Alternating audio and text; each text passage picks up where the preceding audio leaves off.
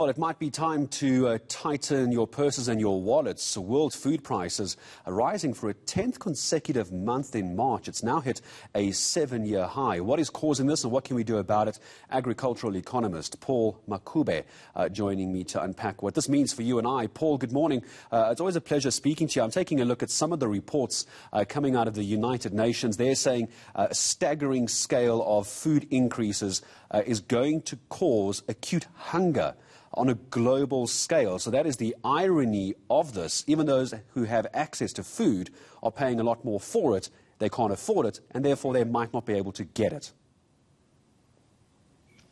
Good morning, and thanks for having me. Yes, definitely. What we've seen in the past few months, we've seen a significant upward trend in agricultural commodity prices globally, and this despite the fact that some of them, production is focused higher, and the reason for the increase in certain categories is due to inclement weather conditions that were not favorable for the production of some of the crops in parts of the Southern America, and recently the weather concerns in the U.S. that caused delays in planting, although prospective planting indicates that farmers will be planting more of the crops.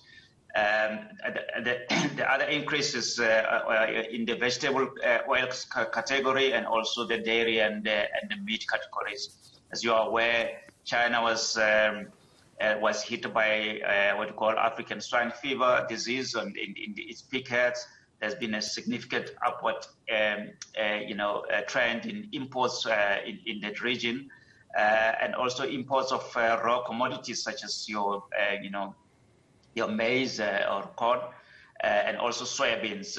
So this upward trend has, helped maintain upward pressure on prices internationally. Paul, help me understand from a agricultural economist perspective, the increase in food prices is going to result in people who don't have the money to buy this food. They therefore cannot buy it.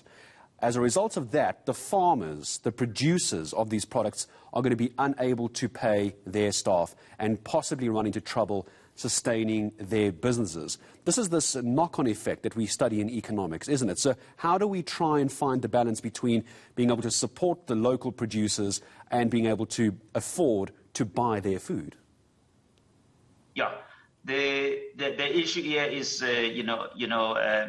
availability is there. It's a question of distribution of these agricultural commodities to the right places. If you look at global, for example, maize is already over 1.1 billion tons being exported. So the short-term stock situation has resulted in these price hikes. But in terms of producers inability to actually pass on prices due to the fact that mostly producers are price takers in the whole scheme of things. And being price takers means that everything happens in the upwards in the value chain in terms of the distribution of food to the right places. And yes, definitely, if farmers are not compensated for their work done, the next cycle will see them. Paul, I think in the last 30 seconds or so that I have with you, I mentioned in my introduction that it's time for consumers to tighten their belts and take a look at how much they're spending on food as well, just as simply as you could. Are you concerned about the kind of food price increases we're seeing, particularly around that food basket that we all talk about? Not because of the expensive kind of meals some people are accustomed to. The very basics in South Africa is going to become too expensive for the regular South African. In 30 seconds, if you could. Yes, definitely. We're concerned about that at the moment. Given also the increase in other costs such as fuel, transport costs and so on. Definitely, that is going to impact on consumers. But also in terms of production in South Africa, we are relatively well supplied at the moment. It is just the spillover effect of the higher international prices that are actually keeping local prices higher. So in terms of supply, we are sufficiently supplied in South Africa. Well, I appreciate your time in speaking to us, at least making it sense, a lot more sense for me this morning as well. Mr. Paul Makube, Senior Agricultural Economist, joining us here on ENCA.